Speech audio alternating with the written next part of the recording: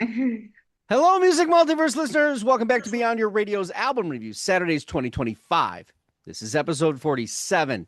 If it's your first time here, well, let me roll out the red fork tongue carpet of opinionation for you.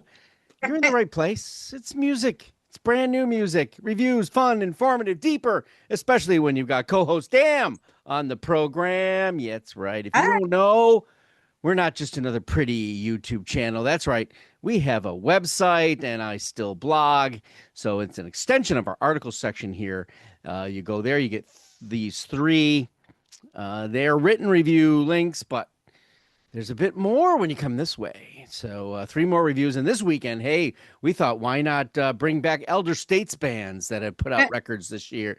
So into the music multiverse. Yes, kind of a continuation of today's album for today, which featured Men Without Hats as okay. one of those you may have forgotten about or one that hasn't had a new album in over 20 plus years. What? Wow. Yeah. If you like what you see here and here, click the subscribe Ah, button. There's something for everyone every single day, much to my wife's chagrin. You love music, new music, finding it, exploring it. This is your new favorite place. Make it so. Click it, do it.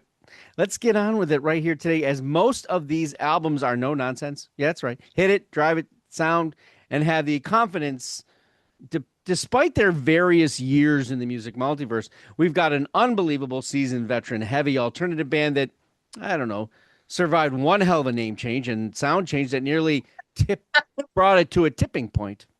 Then we throw ourselves into a progressive manifesto wrapped in post metal mentality that's been at this a decade actually pushing their musical envelope. We finish with a young, horny band that's catchy, charming, indie, and definitely infectious, Ferdinandish, feverish to get that party started, and maybe it never ends. Let's go from Burlington to Chicago to Belgium or somewhere. And where do we go? No, we're going Burlington, Belgium, Chicago. Sorry. yes, Yeah, yes. yeah, I was yeah. going to say that third one didn't sound like they were from Belgium. No, no, no, no. All right, let's start off with the Burlington Boys, Finger 11, The Last Night on Earth. It's been 10 years since this Burlington alternative heavy rock and groove band gave us Five Crooked Lines in 2015. Yeah, I can do the math. Which is the longest duration of being out of album since their general Canadian public appearance that happened and joined in the field in 1995 under another name, but we'll let that slide. A Juno nomination that year under that said name and for Best New Group. Well, they fell to my wife's favorite group, the Philosopher Kings. In fact, during the hiatus, Finger Eleven's greatest hit came out with one new song and a Pink Floyd cover, which didn't exactly get me to purchase it. I mean, I have every record, so come on. I've heard people cover Pink Floyd. It was good, but here we are. The Last Night on Earth is not only a powerhouse Finger 11 record, but it marks a few moments of never been done before. Yeah, that's right. Which are not only cool, but also allow for more audience exposure, in my opinion. One of them harkening back to that song One Thing, which was a huge top 10 single on contemporary radio for their third album under the Finger 11 name in 2003. This is your heavier post grunge rocking Canadian version of Collective Soul, in my humble opinion. Once again, interested in hard rock groove that's cool, accessible, well written, a formula that bloody works. And Bloody's pretty good because it worked for the Trues last week. So yeah, I'm still on that level at this point. Damn. Yeah. Well, I find it funny that they say they're inspired by Phil Collins and Genesis because I don't get that at all. And Ah, well, I never have really. I'll But expand on that later. okay, cool. And in my days growing up across the river here, we've traveled across that Burlington Bridge many times. So I have a very good familiarity with just kind of picturing them there down in their little town, trying to go from bar to bar and make something of themselves as the Rainbow Butt Monkeys. Hmm. You know what? And don't we do shows where, what's that name or What's your that band? band? Hey, that's your band name. And by the way, it's still up there on YouTube. You can go there. We might bring that show back. But yes, this is the band that entire show was based upon. That's so Really funny. bad ideas for band names. But you know what? You can't forget it. Once you hear it, you can't unhear it, right? Um, but their major influences, Rage Against the Machine, Iron Maiden, not too surprised about that. Moist, hate that word, but band's not bad. Uh, this was a much easier listen, this album, than a couple of the other ones that we're going to be reviewing. So for me, I'm not a real Finger 11 fan, or I'm not really, opposed to them either. They're just kind of there for me. Um, and that's kind of how this album was too. I liked Wall Dogs. That was a really cool song. But again, I was listening to this album after a couple of the other albums that I just couldn't seem to get connected with. So other than that, I hope that they just keep plugging along, because I didn't realize they were around for 30 years. I did not know that. That was a surprise to me. I would have thought that this band was from the mid 2000s, but maybe that's because I didn't realize that Finger 11 was the Rainbow Butt Monkeys. So there you go. For only one album, that album being called Letters from Chutney. Oh, Yeah, a bunch of their mothers on tractors cutting grass. Not exactly, what you're looking for in your alternative post grunge band. no. But they had a different little low, more groove, less alternative rock kind of thing. A little Hmm. softer, not softer, just not okay. So what it strikes me first, Yeah. adrenaline. Lead off, get it Yep. done, finger 11 now and then you're up and you're in it. And the attention you wanted to spend on this record is definitely going to happen the way you expected. Um, they seem ready to let their guard down, however. Maybe go for hard ass broken a couple occasions because they bring in Robert Patrick from Filter, something the Yeah. band has never done, bringing in another Really? artist. Okay. Good to know. Hey, if you want somebody who screams, there's nobody better than Robert Patrick. I'm assuming when he gets in the nursing home at the age of 90, he'll be in there going, "Nurse, where's my Valium?" Okay. And that, of course, is Blue Sky Mystery, good song. But oh, hey, they don't leave their hard post grunge and alternative rock there. And they could have, believe me. They got into it even heavier on Perfect Effigy, that has that collective soul hook, expert bloated, kind of that possessed by an anthemic Metallica, as well as Cold Concrete, and then The Mountain. Where I am, I couldn't say. I wandered and I can't seem to find my way. Then as if to guide me on, I hear a sound from far beyond, and it sounds like home. Far away, the sirens call.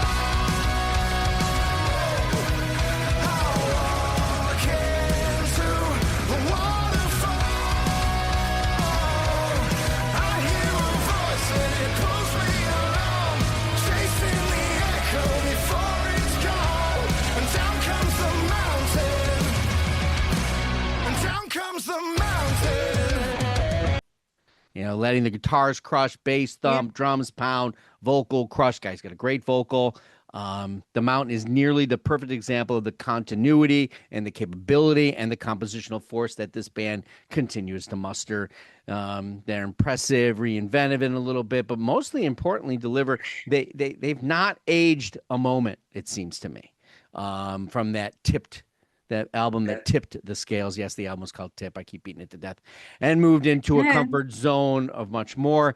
The other real surprise on this album are the impressive, demanding songwriting protrusions like Wall of Dogs, which actually is the first time one of the band members actually had one of their songs put on the record.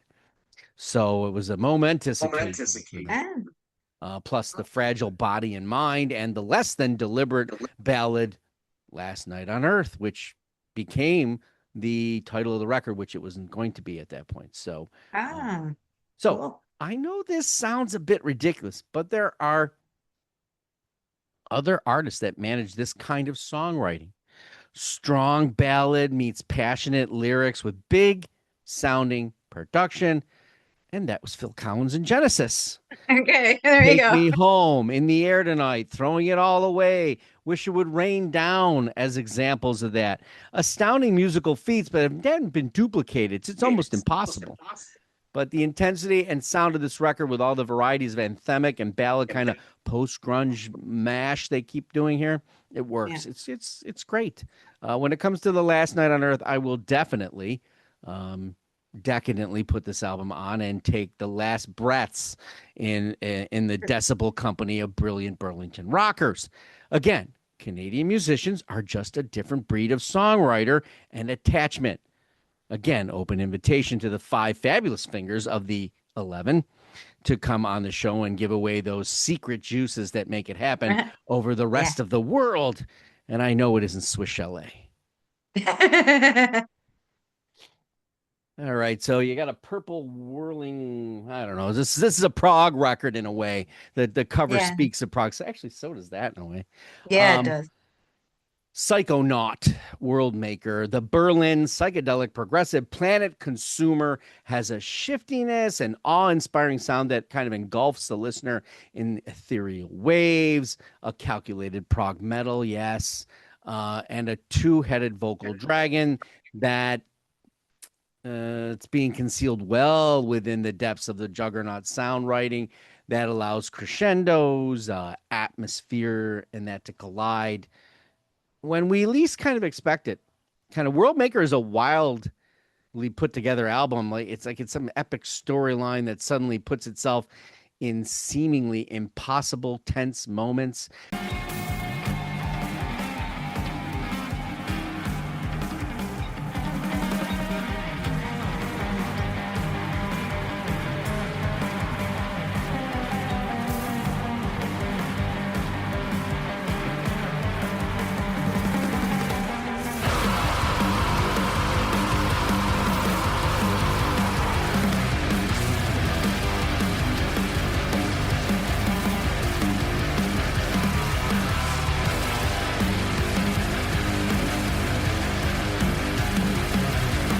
It's like you're watching The Walking Dead, where the writers write themselves into a position that you know they can't get out of, but somehow they're going to get out of. And at that moment, you're sort of hating on it because it just seems so implausible. So there's those moments here. It's tense. It's escapable. There's passive tracks. There's creative impact. It's intelligent. It's provocative songwriting that reaches out from the instrumental passion and Pink Floydian massiveness, including it even ensnares a little acoustic too. This is the vision of all things calm until ripped and ripping by Psychonaut. One vision comes to mind on the first 2 tracks. I can see Thor being burned by the sun in order to make that weapon. I know I'm not going to say the name of the weapon or the movie because they probably stopped this video. Even when the vocals do not bring a beast-like quality, the instrumental guitar shifting, the tapping, the shredding, bass flicking, thundering drum work, they kind of bring on all of that. It's enjoyable. It's all-encompassing. It has a majesticism to it, too. Songs like Everything Else Is Just the Weather. What? That's a prog kind of title. They even feature this Anth, which I got to get into, another band. It's like this invisible spirit of emotional force stirring in weight. Truly a kind of incredible accomplishment in a sound that it even has an unbelievable mixture of 70s progressive etherealism. Blended in doom, you got rock kind of harmonies and shattering new metal explosiveness, which I'm sure damn is not impressed with. We can be at the acoustic piece. We can shroud it in a special spatial mystery and uncertainty. But when all is said and done, you're clutching for a lifeline. You're hurtling through dark metal, crushing sound system, seemingly out of control, reaching out for harmony and safety. Did Damn find any of that? Well, I try every time with these. I really do. Um, what I found interesting was one of the things that I read about the band was that during the COVID lockdown, um, uh, the one band member was having a lot of panic attacks, and it led supposedly to him writing more soothing melodies for future works. Well, okay. I didn't feel that, but I guess I didn't listen to their old album, so nothing was soothing in this album to me at all. But there are Um, soothing moments in there. There are yeah, these, there are. right? Yes, there are Yeah, because don't get me wrong, they don't go on for very long. no, and that's where I kept getting tripped up because I felt like, oh, this song's giving me hope, and then the vocals are the thing that kind of ruined it for me. I like their influences. I mean, they know that Zeppelin and Floyd, Tool, Porcupine Trees, even Snarky Puppy. There's something good there. But I I just had a real hard time with when the vocals would come in because I felt like I was getting bamboozled with listening to the music instrumentally. It was very interesting, very layered, complex. They obviously are talented people. I know I say that a lot, even when I don't like an album, but I don't say it for everybody. There's other people that I go, that seemed a little simplistic, a little juvenile to me, but not this album. I would say that if this is the kind of music you like and enjoy, you're going to think this is a ripping album. If Mhm. it's not, if the vocals are something that's hard for you to take and that growly, and it's not always growly, it's Mm. hard to put your finger on it. Just didn't catch me the way it does for you, Mark. But you have a Yeah. much wider range of what you enjoy, not just that you tolerate, but what you enjoy. Yeah, well, I think what happens is like you say Led Zeppelin, right? I'm not saying you do, they do. Right. Snarky Puppy, throw that one. There's no snarky in this puppy. Um, No, not in this one. I didn't know if that was in their old albums, Stay but tuned next week. Mm,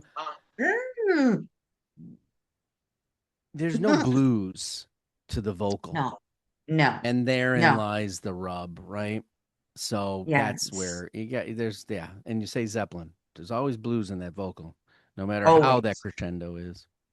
Yeah. World Maker is the very essence of merging of musical culture and times.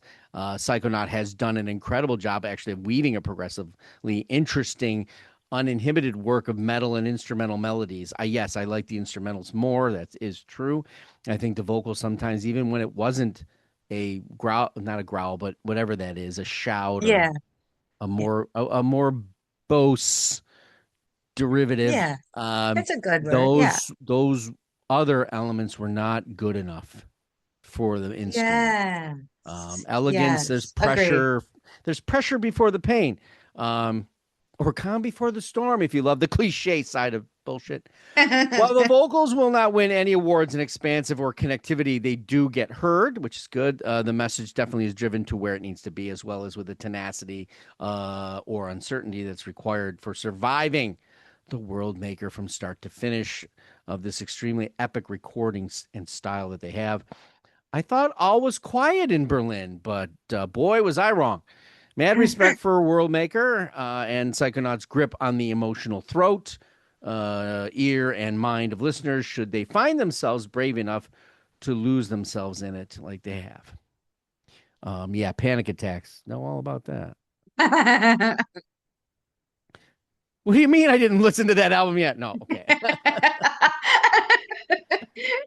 Son of a bitch. All right, you know me and the. Anybody got the and the? All right, that's on the list. They could suck to high heaven, and I'm gonna swallow it down. Yeah, you will. That's funny. So much to tell you by Axe and the Hatchet Men. Axe is short for Axl. No, not Axl Rose, although I kind of wish it was. Well, if you're going to, and I'm going to be schizophrenic here, so hang on. Okay. If you're going to be a six-piece indie Chicago rock band and make money, you better make it more fun than people think it might be. All right, because that's a lot of mouths to feed, and when you're in a pretty generic labeled of sound, and you're in the mix of a lot of which has come before you, as well as the shit that's out right now. You know how much I love a good and band, but the first couple of songs and so much to tell you, I'm not knocked off my chair. As a matter of fact, I'm not leaning in intently. I'm overly confident I can name the band in 4 notes. Weezer, Panic at the Yes. Disco, Franz Ferdinand, and the Strokes. Not Oasis, people. I know they got a song in there that says it. Need I go on? Need I go on? Yes, you do, because there are a little bit more of acts here. And his talented Hatchman here, they're your immediate categorical arrangement, wrongful accusation of boredom of sorts, Mark. Yeah, you're wrong. Well, okay, Mr. Real Music Appreciation Channel. Well, those are fighting words. The Yeah. arrangements of this music, school buddies, that's right, we're all school buddies, and now we're going to have a band. Your indie rock pop sensibility, it will certainly play to the catchy hooks crew for a bit. You know, maybe as an opening act, the girls are in the front row and they're not getting moshed to death. And, oh, he's kind of cute. Hey, looks like Eminem. No, that's another song. But for me, it's really the inclusion and direction and the choices of horn section added, the trumpet, the saxophone that give so much to tell you so much more. Remember, I don't technically give two shits about a brooding star who's got a show on Netflix, generally speaking, okay? An actor or musician does not usually make. Hell, we even did a of Sound Mind show on that topic. So if you go to the written version, the link is there. There are exceptions, but in the grand scheme of all things, the music talks, bullshit walks, and these fine young gentlemen might be able to ground themselves, much like that of Stranger Things' Joe Carey's Post Animal. Dan remembers, which Yeah. was on our episode 34. So again, the link is there. Wahoo! God, I'm thrown back. All kinds of things. So we know a few things about critiquing. What the hell does that have to do with this review? Axl's got some vocal chops in the guitar work, while not extraordinary by any means. Not that any of those mentioned above really have any of that by any means. Maybe Franz. He understands the delivery, the pace, the tone, and the crunch required, as do his bandmates. But it's those the hatchet men, man. Tell you, and the hatchet men here, right? If they want to go out on their own, like Stevie Ray Vaughan's group and do the double trouble thing, I think they could pull this off. They just need a better guitarist. They're saving this project and giving it the lift and limber that's required to sustain the ear and the attention of a broader audience, in my aged opinion. Yeah, Mark, you're certainly out of the demographic. Oh, again, those are fighting words. You want to fight? Damn. Yeah, well, it's interesting because they note that some of their major influences include jazz music, which, the horns, jazz. I can hear in their writing that they've got a little faster pace, up tempo feel about what they want to do and what they want to throw out there for us. And like you said, yeah, the opening band feel, I think like a festival band to me, that just seems like this album, I could be either dancing around my kitchen cooking or out on a boat. It's just up tempo. You got a boat? Well, I'm hoping someday I'll go on somebody else's boat. It's not yacht rock. No, not like that. I'd have to say that, as I listened to it more, it started to get a little annoying how all the songs started out sounding the same. I really got that feel, but especially the intros, but they were the same, all fun and happy. So how can I get upset about that?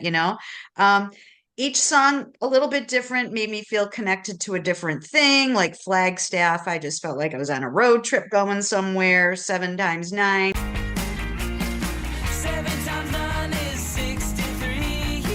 She's dressed up so sexily. I don't know much, but I think it's true. I wanna spend my life making love to you. Look at you, spinning on the dance floor. Woo-hoo-hoo. You keep me coming back for more. Why? Trying not to laugh while I'm giving into my temptations. But please, can I get your number? That's a real 60s Beach Boys type thing. Even Surf Lucy, rocket. yeah. Blurry Lights, I love that song. Some of the songs, like Model Citizen, start out a little bit slower, but they still get into that jangle that I felt was much needed this week after some of the stuff we were listening to. Not bad, but just this kind of lightened the mood for me.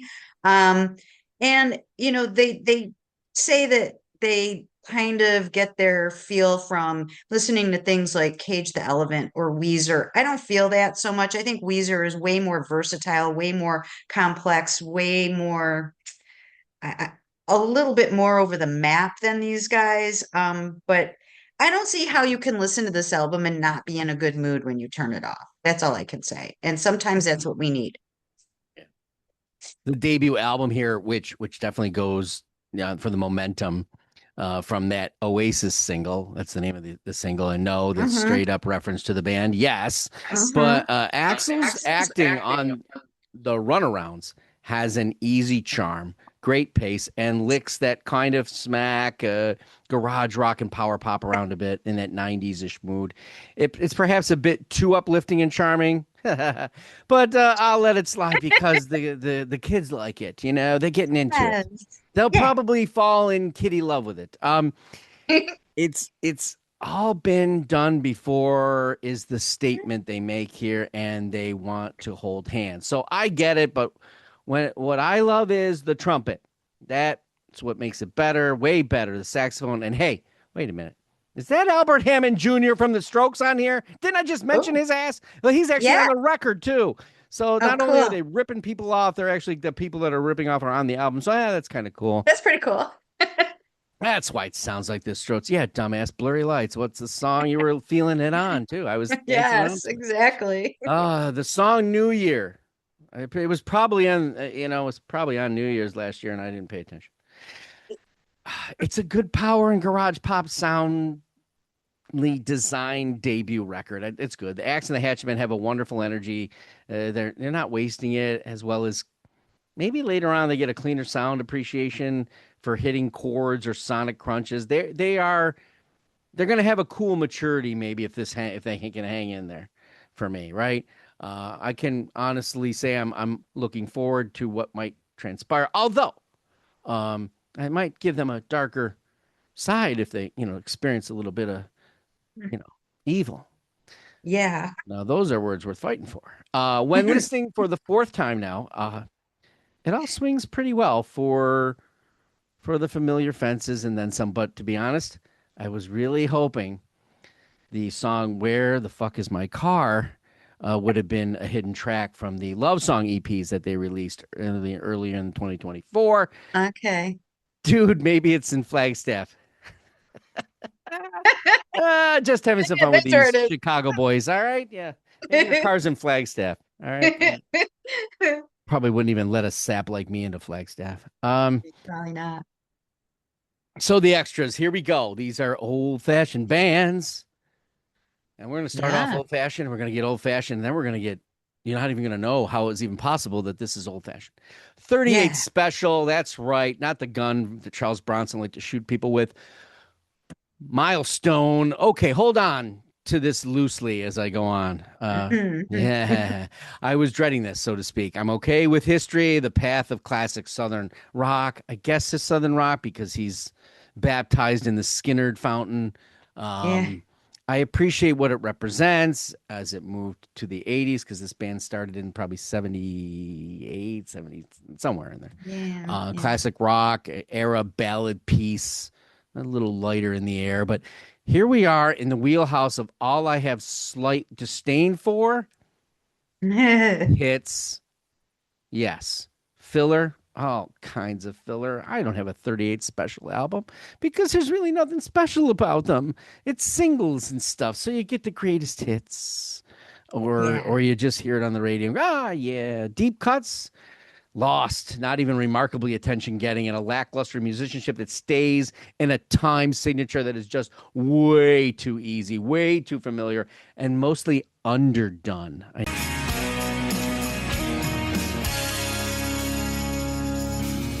Now you may come back by tomorrow. It's been a while, but still I wait. A few more moments left to borrow. To say it all before it's too late. Now there are times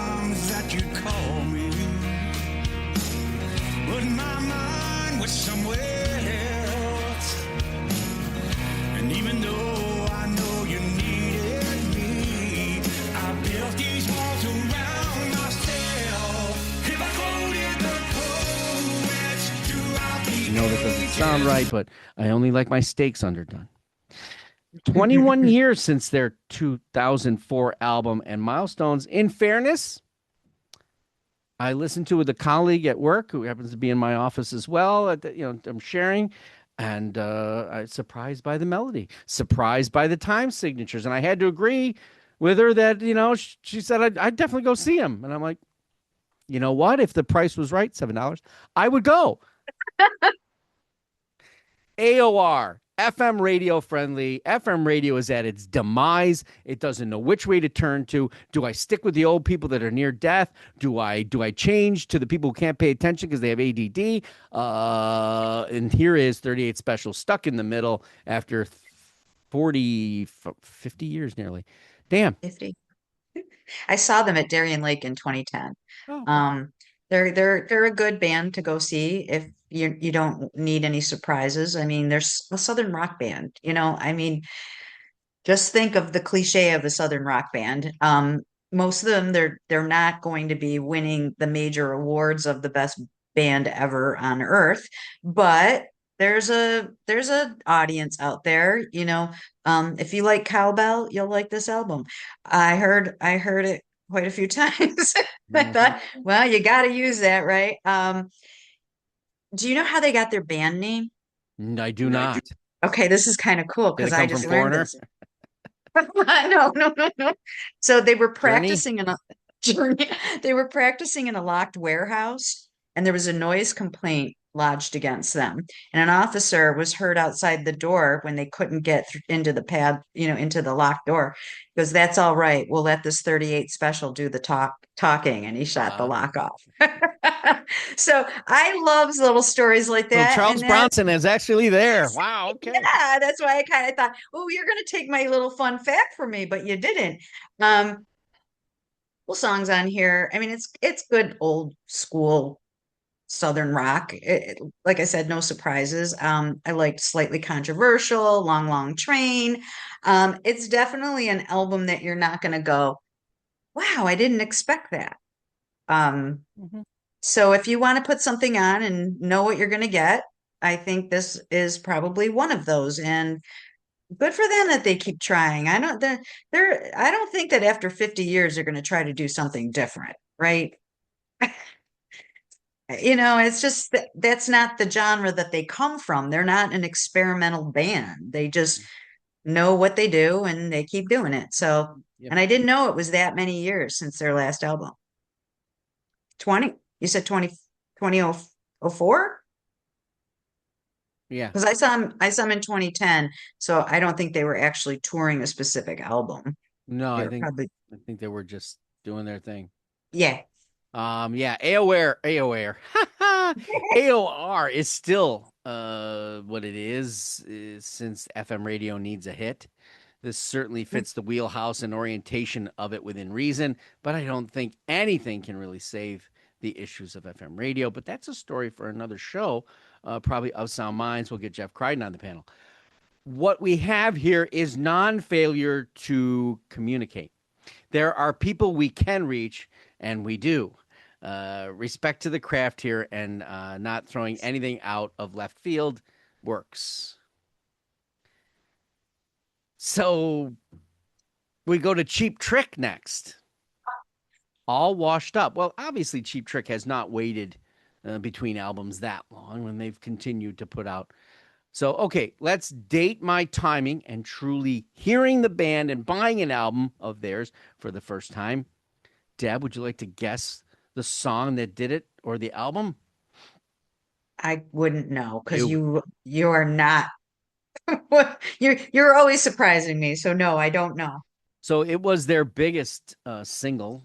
It was a rebirth, so to speak. It was the Lap of Luxury, the comeback album in 1988, with the smash hit single The Flame. Okay. All right. Okay. It was everywhere. The unique vocals, the AOR. Yep, there we go again. We're back at AOR. But this has a power pop sensibility, which was the perfect blend for the time and FM radio prime punishment.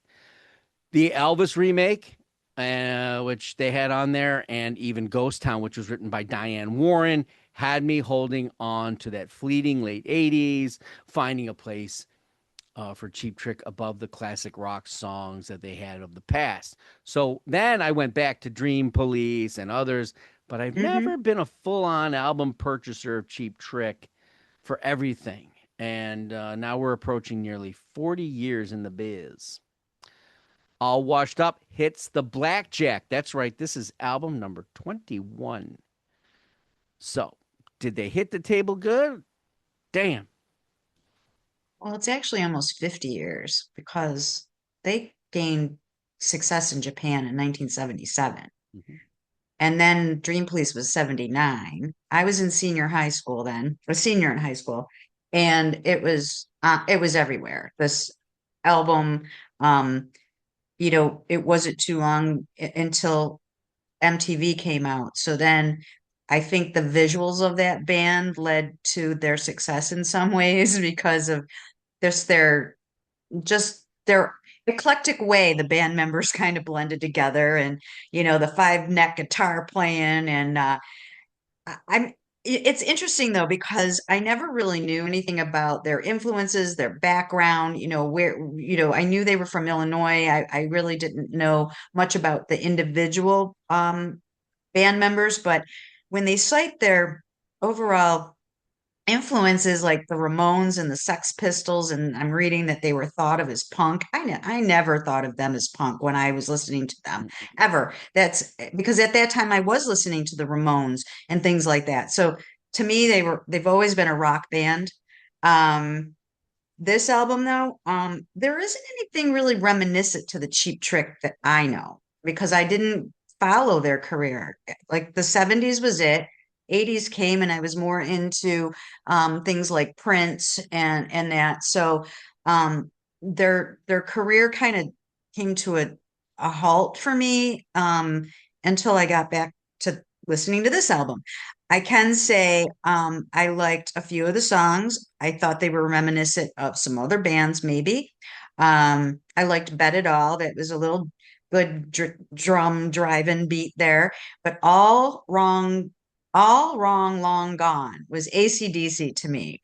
Mm. I love AC/DC, but like AC/DC light, I would Yeah, say. yeah, yep. You know, like I said with 38 Special, if you like Cheap Trick and you like that kind of music and you like something that kind of makes you start remembering the things you did like about that band, this one might be a little bit more difficult. It'll be easy to listen to, but I didn't feel like it's the Cheap Trick that I knew. I would never have been able to listen to this album and guess who it was. Oh, okay. I don't think they're washed up as the album suggests. No. They hit some cool darker strides and certainly know a riff and how to work it and Mhm. stretch it, which is one of the songs.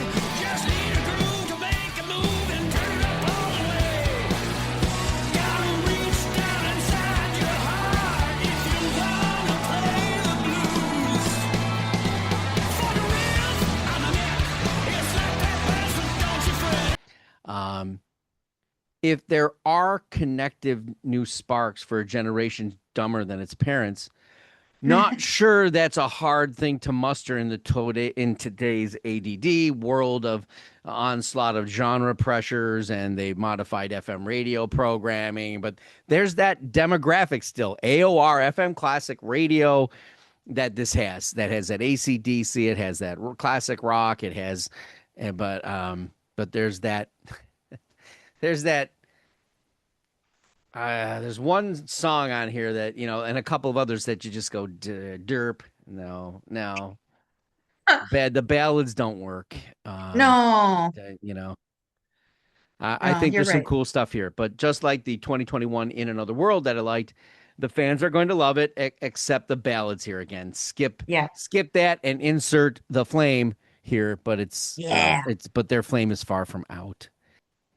When Deb saw the list and saw the final band in the rebirthing, she probably went, "Oh no, this is Coroner Dissonance Theory. Perhaps you're not familiar with this Zurich band. Well, you probably aren't. It's possible, depending on your fear of band names. Not a great band name that you'd like, but it actually fits. But when it comes to technically on it, thrash metal, they'll put a lot of bands on a slab. Yeah, they were the international shit in 1987. And their Rest in What? Peace album, R.I.P., a progressive neoclassical thrash metal. There's something you don't say too often. A neoclassical thrash, you know. It did damn the times. They followed up year after year, probably as one of those bands that really found a different growth pattern than others in the thrash metal environment, the Megadeths, the Metallicas of the world. Leaps forward and even into that which kind of they had a different clip, they had a different pace, and certainly conventional metal they were moving away from. And they were moving into a more melodic, engaging type of thing. And then after 1993's Grin, nothing. Okay. Really? Was it the alternative progressive nature of it that they were trying to survive the grunge era? Groove metal became over thrash. It was a bit slower, maybe listening back to it even bluesier. If you listen to the single Paralyzed, Mesmerized from that Grin record. Enter Dissonance Theory 32 years later. Wow, that's great. All the same band members? Yep. Okay. Damn. Well, at least a couple of the members are trained in classical music. Mhm. So, for you to say what you said, that kind of makes sense. They've been dubbed the Rush of thrash metal. Their influence have the usual metal influences of Sabbath and Metallica and so on. But they started out as roadies for a band called Celtic Frost. Did you know that? That's Yes, kind I of funny. And they probably went like this. We can play better than these guys. Let's get our own band together. I don't Yeah, know what their that's thought just it. was, Yeah, but we can think about of a much darker, sinister name. yeah, exactly. Coroner. Celtic Frost just seems like I'm okay, sure it's a they little probably cold, but heard it's that still during fun. the show. You guys are dead, like Coroner dead. Hey, wait a minute. Um, so I'm just going to give you a little short, quick story of what happened to me at work this week. So Thursday, I was listening to this album and it was playing through my workstation. And I went down the hall to speak to a coworker, and I was down there longer than I expected. And my laptop went into sleep mode, which then threw the music that was coming out of a speaker over here to come throwing out on my laptop. And I actually scared my coworkers. People are like, "What is she listening to?" And I'm like, "Oh no, it's just I'm doing some homework here." Like they're like, "What is happening in your office?" So saying that, this was also another vocally challenging listen for me, like the Psychonaut, Psychonaut. So out of the two, I liked Psychonaut better, and I didn't even really like them. So I could not find one song here, Mark, to say um it saved it for me a little bit. So I apologize to Coroner, but I'd rather that you were Foreigner. Things she would never say ever in her life. I apologize to the coroner. What? Listen, you can pick any track, and they'll hit the riff, the groove, crushing time signatures because it's the law. Yeah. Locomotion and metal pedigree that's no matter what for them. It's emotional attachment to it in a Swedish metal band aura, everything they are. That might have displaced the thrash for technical progressive groove metal over time. And maybe that's the loss here. There is another. It's just well produced. It's balanced. Yes. There's Yeah. no Yeah. Yeah. nonsense of a metal record.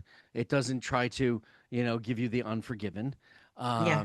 It's got gusto that seems to have meshed in all of the eras past, based on my recollections of the band. Now, I am not a Okay. huge um, Coroner fan. I did recall their debut. I recalled that Okay. time in that era.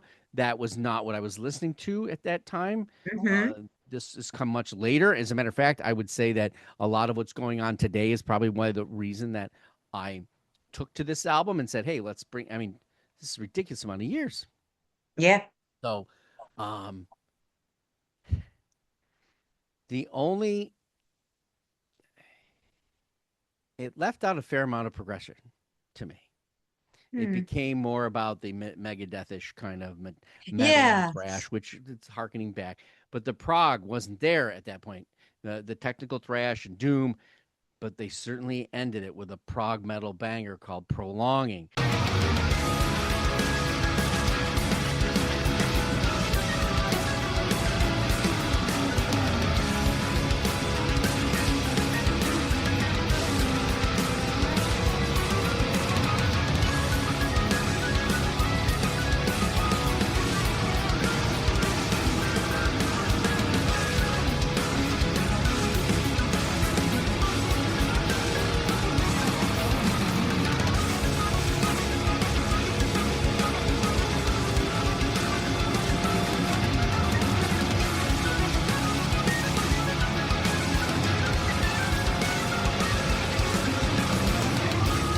Which Yeah. actually is one of my favorites in the vast parade of albums marching in this same genre.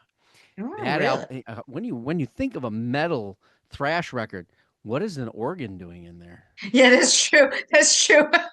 I think it's a Hammond. I could be wrong. I'm not that I'm not Rick Beato. It's a definite for me album of the year candidate. The surprise is because of that late 80s. This band was was never dominating my listening habit, even close.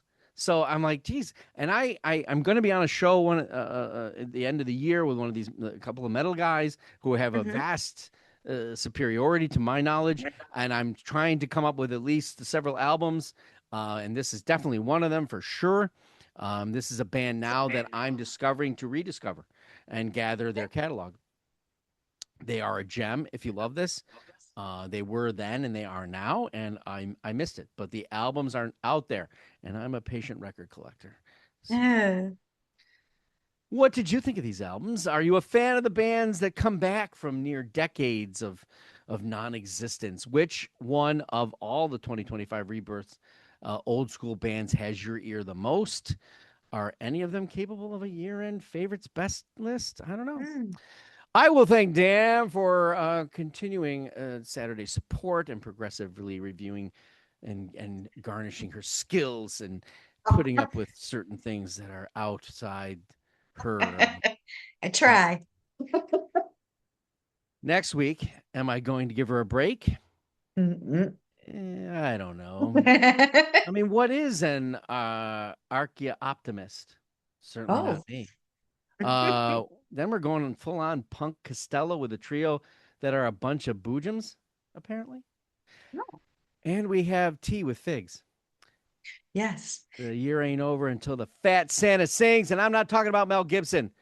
We're on the web at beyondyourradio.com, Facebook, Twitter, Instagram, YouTube, of course. Articles, videos, podcast coming soon. All about music, albums, bands, artists, anything we can get our hands on.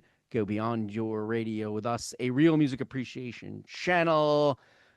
Unknown Sunday, yes, coming up tomorrow. Thanks for watching and happy listening. Hi.